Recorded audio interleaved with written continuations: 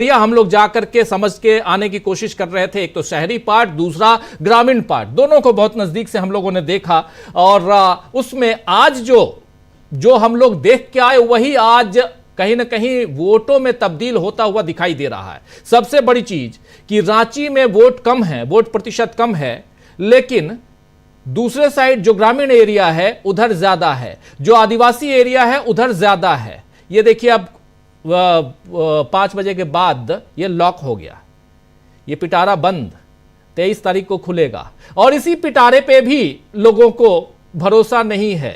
ये भी हम लोग कई बार बात करते हैं, उस पर करेंगे बात। लेकिन पहली प्रतिक्रिया आपकी, लगभग 65% पोलिंग 5 बजे तक, और ये 5 बजे तक की जो पोलिंग 65% है, ये थोड़ा बढ़ भी जाएगी अभी 1-8%, क्योंकि अभी आंकड़े आएंगे जैसा चुनाव आयोग हमेशा करता ही है। लेकिन काफी उत्साहजनक है कि बड़े पैमाने पर लोगों ने लोकतांत्रिक अधिकारों का इस्तेमाल किया है और जिस तरीके का झारखंड में माहौल बनाया जा रहा था, स्पष्ट तौर पर दिखाई दे रहा है राजीव जी कि लोगों ने अपनी राय इस पे जाहिर की है। ये पहला चुनाव है राजीव जी झारखंड में जहां पे इस कदर इतने बड़े पैमाने पर इतने आक्रामक ढंग से सांप्रदायिक माहौल पैदा किया गया। तो ये 65% की पोलिंग इसका संकेत है कि लोग शायद इस पे प्रतिक्रिया लोगों ने दी है कि इतना सांप्रदायिक माहौल। और वो बीजेपी ने और नरेंद्र मोदी ने, अमित शाह ने वहाँ पे सच और झूठ को सब बराबर करते हुए तमाम तरीके की जुमले वहाँ पे इस्तेमाल किए। हेमंत बिस्वा शर्मा भी वहाँ पे हैं, उनकी तरफ से भी ऐसी बातें हुई है जिसपे चुनाव आयोग को संज्ञान लेना चाहिए था, लेकिन चुनाव आयोग ने उस पर कोई कार्रवाई नहीं की। तो लोगों का बहुत स्पष्ट तौर पे प्रतिक्रिया है ये कि वो चुनाव को अपने ढंग से चलाएंगे और चुनाव आयोग भी इसमें एक पार्टी है इस वक्त। और लोगों का एक्सप्रेशन इसी बात पे जा रहा है कि चुनाव आयोग को भी वो नहीं करने देंगे जो चुनाव आयोग चाहता है। तो ये बड़े स्पष्ट संकेत वहां पे मिल रहे हैं इतने अच्छी पोलिंग की वजह से।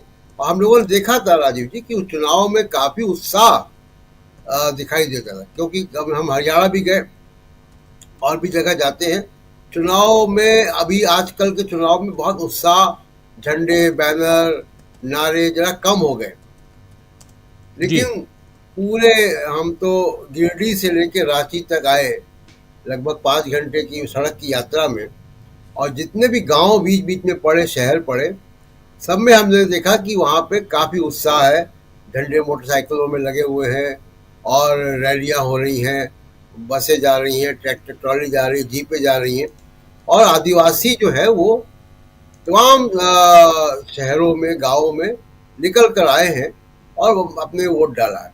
एक और बड़ी वजह क्या है, जब से झारखंड बना है एक भी आदिवासी मुख्यमंत्री अपना कार्यकाल पूरा नहीं कर पाया। इसमें वो भी शामिल है हेमंत सोरेन, जो कि मौजूदा मुख्यमंत्री है जी। उनका भी कार्यकाल बीच में उखाड़ने की कोशिश की गई, उनको भी सत्ता परिवर्तन की, वहां पे भी महाराष्ट्र की तरह सत्ता सरकार हथियाने का कोशिश की गई चंपई सोरेन को लाकर साथ में, लेकिन वो कामयाबी उनको मिल नहीं पाई। तो एक ये भी वजह है कि लोगों ने जो आदिवासियों के साथ अन्याय हो रहा है उस पर उसका भी जवाब दिया होगा।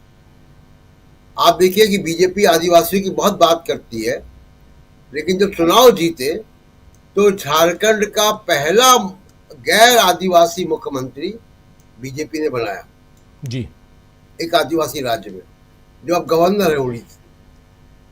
और वो गवर्नर साहब अपने प्रचार भी कर रहे हैं, उनके रिश्तेदार खड़े हैं वहां पे।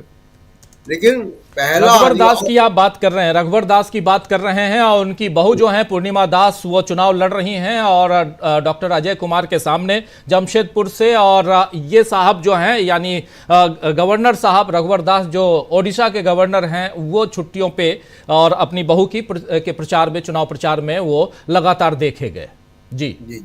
गवर्नर कोई स्कूल का टीचर या वो किसी दफ्तर में काम करने वाला या बैंक में काम करने वाला व्यक्ति नहीं होता है कि जो छुट्टी ले ले। वो जी। संवैधानिक पोजीशन है और वो 24 घंटे 365 दिन होती है, जब तक कि वो राष्ट्रपति उनको मुक्त न कर दे। तो बिल्कुल।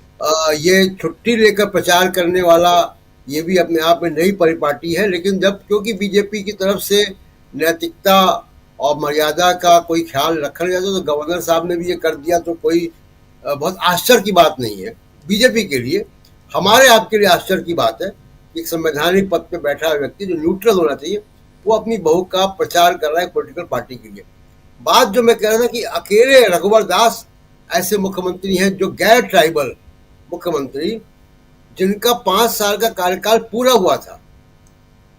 आप देखिए कि क्या कितनी आदिवासी मुख्यमंत्रियों के साथ, आदिवासी राजनीतिज्ञों के साथ, आदिवासी मुख्यमंत्रियों के साथ कितनी दुर्भावना है, जी। और वो दुर्भावना दिखाई देती है। आप देखिए अभी अमित शाह जिस तरह की जिस भाषा में बोल रहे थे, बाबूलाल आगे आओ, चंपाई आगे आओ, उनसे उम्र में बड़े हैं, राजनीति में भी सीनियर है, ये लोग मुख्यमंत्री रह चुके हैं दोनों लोग। तो इससे दिखाई देता है कि उनके मन में क्या है, या जिस तरीके की भाषा और अल्फाज इस्तेमाल योगी आदित्यनाथ कर रहे हैं मल्लिकार्जुन खड़गे के लिए। जितनी उनकी उम्र है उतना मल्लिकार्जुन खड़गे जी का संसदीय तजुर्बा है, बल्कि उससे ज्यादा भी होगा। बिल्कुल।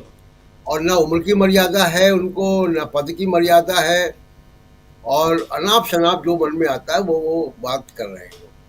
तो आज का चुनाव काफी उत्साहजनक है, क्योंकि मतदान इतना हुआ है, तो लगता है कि 23 तारीख को हमको यहाँ से कम यहाँ से एक संकेत दिखाई देगा। क्योंकि बीजेपी के पास आज जो सीटें हुई, आज जो जहाँ चुनाव हुए, उसमें जो की जाएगी कि अरविंद केजरीवाल और हेमंत सोरेन लगभग एक जैसे परिस्थितियों में थे। दोनों की पत्नियां एक ही पब्लिक मीटिंग में इंट्रोड्यूस हुई। आप देखिए कल्पना सोरेन का तेवर देखिए, कल्पना सोरेन की हिम्मत देखिए। तो ये आदिवासी कल्चर का असर है जो कल्पना सोरेन में दिखाई देता है जी। कि वो हिम्मती लोग होते हैं, लड़ाका लोग होते हैं। लेकिन हम लोग क्योंकि उस इलाके में थे और हमने उसकी ध्वनि जो है सुनाई नहीं थी, जो बात मोदी जी कर रहे हैं या हेमंत बिस्वा शर्मा कर रहे हैं।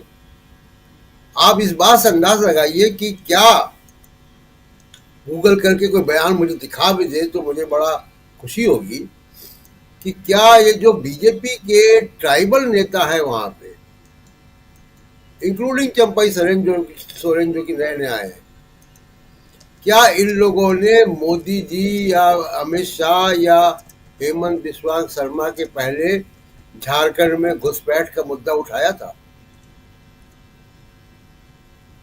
आपको याद नहीं आएगा, नहीं उठाया था। इन लोगों ने तब कहना शुरू किया है जब इनको कहा गया कि कहो। ये मुद्दा वहां है ही नहीं, और किसी चीज को मुद्दा बनते हुए केवल हेडलाइन और मीडिया से नहीं बनता है मुद्दा, वो उस समाज में वास्तविकता भी होनी चाहिए, चाहे 1% या 2% हो, लेकिन वो वास्तविकता तो होनी चाहिए। वो वास्तविकता है नहीं वहां। तमाम रिसर्चर्स और गृह मंत्रालय, अमित शाह के मंत्रालय खुद का रिस्पॉन्स है हाई कोर्ट में कि आबादी जो है ट्राइबल्स की क्यों घट रही है। इसका वजह घुसपैठ या धर्मांतरण नहीं है, मुख्य वजह उसकी मुख्य वजह है लोग काम धंधों के लिए वहां से बाहर जाते हैं। ये बात सेंसस में भी रिकॉर्ड की गई है, ये तमाम स्टडीज में आती है, और खुद गृह मंत्रालय ने भी इस बात को कहा है। तो ये चुनाव पूरा का पूरा एंटी ट्राइबल एजेंडा पर लड़ा है बीजेपी ने जी। और बीजेपी इस चुनाव में, जैसा अभी एक हमारे मित्र कह रहे थे कि सीटें कितनी आएंगी, बीजेपी को वास्तव में बीजेपी पलट देती इस चुनाव को अगर बीजेपी किसी ट्राइबल नेता को मुख्यमंत्री का चेहरा बना देती। वो भरोसा देती कि हाँ चुनाव जीतेंगे तो कोई ट्राइबल मुख्यमंत्री होगा, रघुवर दास की तरह कोई बैठ नहीं जाएगा आपके ऊपर। जी चंपई सोरेन को ही अगर वो मुख्यमंत्री पद का बना देते चेहरा, तो शायद जो हेमंत सोरेन की जो पकड़ है ट्राइबल एरियाज में, उसको वो ढीली कर सकते थे। लेकिन फिलहाल तो ये ऐसा होता दिखता नहीं। जी बिल्कुल। बुलडोजर पे मैं और कहना चाहता हूँ कि बुलडोजर की बात थोड़ा यहाँ से आगे भी जाएगी। जो बातें लीगल सर्किल में चल रही हैं, और मैं भी उन चर्चाओं में शामिल हूँ, कि ये लीगल लायबिलिटी उस कंपनी तक जाती है जिस कंपनी का वो बुलडोजर होता है, और ये बात कभी ना कभी आगे आएगी। चाहे वो कोई भी कंपनियां हो, जो कंपनियां, इंग्लैंड की कंपनी इसको बनाती है, उसके ऊपर भी जाएगी, क्योंकि रेसिस्ट तरीका, जो नस्लवादी तरीके से इस्तेमाल हो रहा है।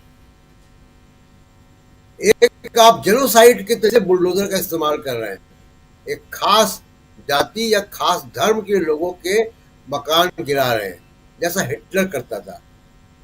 अब इसकी चल रही है, और केवल भारत में नहीं, भारत के बाहर भी हो रही है, कि ये बुलडोजर बनाने वाली कंपनियों की भी नैतिक जिम्मेदारी है, लीगल जिम्मेदारी है, कि अगर उनकी बनाई हुई कोई मशीन का इस्तेमाल नस्लभेदी काम में हो रहा है, सिर्फ एक धर्म के लोगों को के खिलाफ हो रहा है, तो फिर उनकी भी जवाबदेही बनती है। जी राजीव। जी बिल्कुल, बिल्कुल सही आप कह रहे हैं। उनकी